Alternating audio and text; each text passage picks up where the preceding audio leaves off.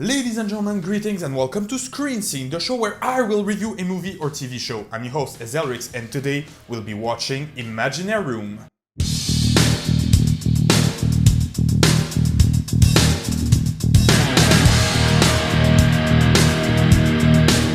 Before we begin, a couple of points. First of all, I have no idea how to pronounce the name of this movie. So if you think your way of pronouncing it is better than mine, feel free to insult me in the comment section down below. Also, Nightwish is my favorite band. By far. I just love this Victorian Celtic mixture that gives them so much of a unique aesthetic, whether it is in sound or in appearance. And originally in 2012 for their album Imaginaerum, the plan was to produce one video clip for each of the 13 tracks of the album. Put back to back, this video would make a movie.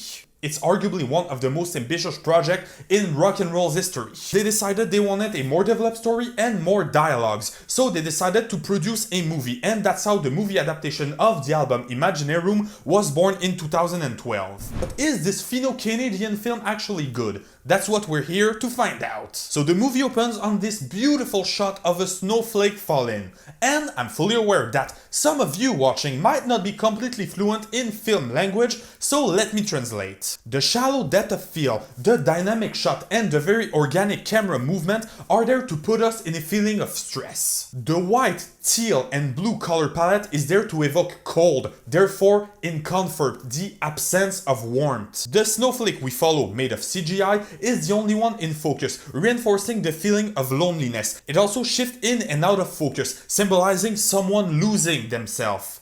Because yes, Imaginaerum is also a movie about mental health. And if by now you haven't understood that whoever this movie is about is not safe in this situation, we transition to this very scary looking snowman with his claws-like hand, then transitioning to the end of a little child. So right off the bat, it's clear that the snowman represents a danger, transition to the end of the kid is in danger. We then cut to one of our protagonists, Tom Whitman, played by Francis McCarthy. Little is told in this scene except for the fact that Tom is not all there when it comes to mental health. Once again, the movie tries to foreshadow something. Tom has an episode and the doctor calls his daughter, Jem, to tell her that his father's state is declining. After that, we learn throughout a flashback that Tom grew up in an orphanage. Nobody here has any parents. Good night, Tom. Ladies and gentlemen, we just found the Queen of Tact. It's a lot of foreshadowing, so it's time to pay off a little. So we cut to a house in a blizzard, and would you look at that, the snowflake is back. The message is clear. We, as the audience, are the snowflake, and the snowflake follows Tom and Jem. So therefore, we follow them. But there is also something else that's following them. Speaking of the devil, we cut back to the snowman, and oh my god! Okay, that's a cool effect. But for a movie that so far used evocation and subtlety in his visual language, that's a bit much. Calm down, bro. But seeing as he's already here, might as well analyze it. The snowman is back. And we've established that Tom and Jem were in danger. And this danger is very clearly the snowman. Listen, buddy. If you're too scared to come along, I understand. It feels so real. Can we just acknowledge that Tom might be the bravest kid in movie history? If that thing was to knock on my window, I would barricade myself in the bathroom and eat my own hair until spring just to be sure it has melted. So the snowman decides to take Tom on an adventure. Tom follows him, and goddamn it, Tom, don't you have parents to warn you about strangers? Nobody here has any parents. Oh, right. My bad. Let's move on. So Tom rides the snowman to an adventure, and look at that, this snowman is what happened when you mix Peter Pan with a borderline pedophile. Or, you know, just regular Peter Pan. Look, it's your father. Oh my god, Tom has parents! Snowman, follow that wild parent! Then we cut to the hospital where the doctor and Jem are talking. And now we run into our biggest problem. Throughout the movie, we follow mainly Jem and Kid Tom as protagonists, but Jem is... what's the word again? Multiple strokes. We've spoken about this several times over the phone. You want to pull the plug. The worst, that's it, Jem is the worst human being on earth. More seriously, I get that her dad and Jem are not that close and that he is sick, but look at that, she doesn't seem worried. She even seems angry at her dad for being sick and disturbing her life. And if she was to be written that way, that's fine, but why has she flown all the way up here to see her dad? The point is, Jem, big miswriting on this character. Nothing's changed, has it? I'm not even a memory, am I? I'm just a blur, like always. Jesus Christ, Jem, the guy is dying, cut him a break, don't you have a baby to eat on your throne in hell or something? Then in the fantasy world, Tom falls from the snowman and we meet this woman. Hey, Tom, it's been a while. Actually, I used to be your voice of reason. The way I understand it, the flashback with Kid Tom are actually happening in real life in adult Tom's head, and every sentient being we meet is a part of his personality. We don't get many explanation, and I can't decide if it is good or not. It makes the movie really hard to follow. But in the other end, this is a movie about mental health, and it really tries to lose the spectator, to put them in the place of Tom. So if the goal is really to lose the audience, it's very well done. Even though there are some part of the movie that would deserve a bit more explanation. So the lady warns Tom about the snowman and oh, are you saying that snowman who can give nightmare to the Joker, Lex Luthor and Satan is the bad guy? Really? Instead of running or hiding, seeing as Tom is incredibly stupid, he decides to confront the snowman and it goes as well as you would expect it to go in this situation. Come here, let me take a look at you. Hey, what do you say we have some fun, huh? Don't you walk away from me! After that, the real band Nightwish makes a pretty fun cameo in an amazing musical number that is later interrupted by the big and evil scenario. Ah! And then we get to the root of Tom's problem, his relationship with his dad. Look, it's just a bunch of clowns. One time in a fantasy movie, can I have a kid that doesn't have daddy issues? Hey! My name is Future Zelrix. I just want to tell you that I know that some fantasy movie doesn't present daddy issues. This is a joke. Thanks for not insulting me about that in the comment section. Have a nice video. Then Jem goes back to her dad's place and is greeted by Anne, not only the real-life conscience of Tom, but also supposed to represent Annette Olsen, the real-life singer of Nightwish. Anne. Of course. How did you get in here? It's a magic trick. I can't reveal the secret, but it involved a brick. I love Anne. Well, it's nice to see you. What happened to you destroyed my life, you old bitch. Nobody destroyed my life. You people just did what you wanted. Everyone for themselves, right? Wow, what do you mean, you people? We prefer to be called musician, you brat! Here we learn that Tom used to be a musician, and Anne was the lead singer of their band. But before that, let me explain something about the movie. Apparently with this movie, the pianist and male vocalist of Nightwish named Tuomas Olapainen, no idea if I'm pronouncing that right, wanted to exploit the concept of carpe diem, the joy of living, the joy of being alive. But we learned that The band and the tours and the money and all that stupid crap. That all seemed a lot more important to my dad than anything that had to do with me or my mom. Why he had to put the bad ones up, too.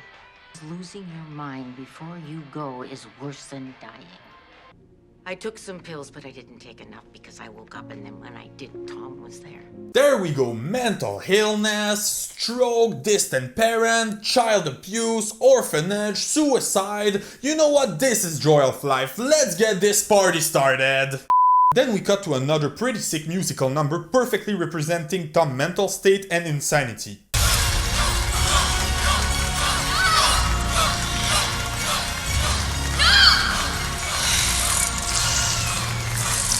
She's still less evil than her real world counterpart, so there's that. Fortunately, Tom's mind starts fighting back and the snowman has to flee. We have probably the most important scene in the movie. We learn why Tom was such a distant father, what was up with his dad, and most importantly, what represents the snow globe we've seen throughout the film. You know, apart from being a really sick Citizen Kane Easter egg. Long story short, Jem gave the snow globe to Tom. Tom broke it because it reminded him of his own father committing suicide in front of his eye, therefore breaking his daughter's heart. Very powerful moment that leads to the best camera shot in the entire film. Look at that, the parallel between the father scaring their child, Tom's dad falling like the snow globe, that's just gorgeous. Plus the camera shot is very smooth, those colors are perfect and the effects are magnificent. Then in his mind, Tom starts chasing his daughter, leading to the part of himself the illness had made him forget.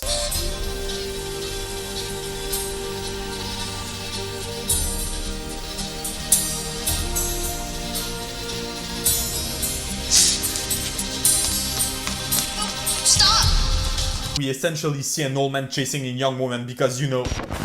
Hi, Future as Elrix here. This joke has been cancelled for obvious reason. Have a nice day. Anne tells the truth about Jem, about her grandfather, and I can't decide if it's a dumb move on Tom's part or not. Theodore Whitman shot himself in the head, and Tom watched it happen. He worshipped Theodore in spite of his dark moods.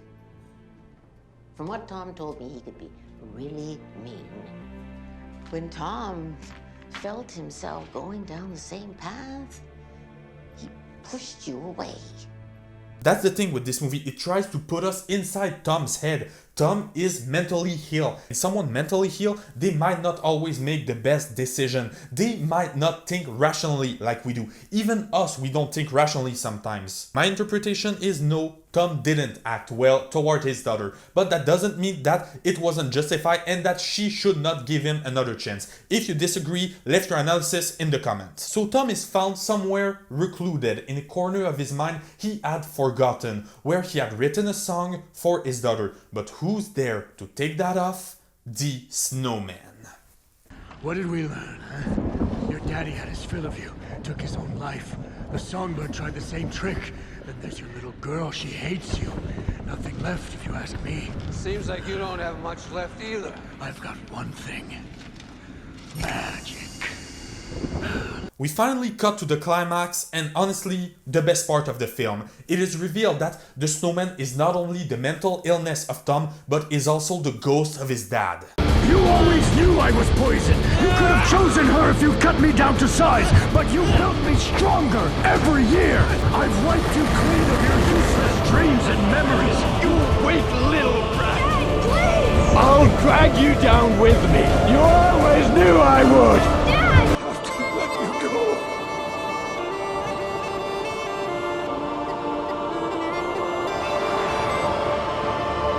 The movie ends inside Jem's head, running towards her dad, finally forgiving him. And quick shout out to this sick snowflake transition, perfectly paid off from the foreshadow from earlier. So that was Imaginaerum. The movie, it has problem, that's a fact. The scenario feels a bit forced, it is rushed. The movie should have had a 15 to 20 minutes more character development.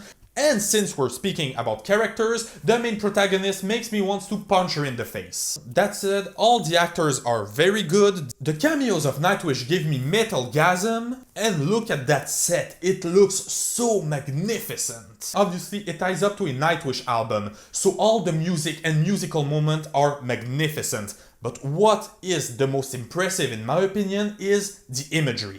Not only are all the shots gorgeous, but the chromatic effect is very efficient, and have you seen these effects? For a movie that runs on a budget of less than $4 million, that's impressive. I tend to say that this movie is more about what you see, the visual language, the beauty of the human mind, than what you actually hear throughout dialogue and the script. It's a way like another to communicate emotion or even a message. Plus, it's a very clever representation of mental illness. It doesn't just show the state of the person who is touched, but also the people around him. Plus, the movie tends to lose the audience, just like someone who is touched by mental illness might feel loose sometimes. So, Imaginaerum, is it perfect? Is it the best movie of all time? Is it even my favorite movie? Of course not. But even if you watching this video are not a big Nightwish fan, if at all, I'd say this product deserves your attention. In the meantime, tell me which movie or TV show you want me to review next in the comment section. Don't forget to subscribe and share the video, smash that like button, and as always, thanks for watching.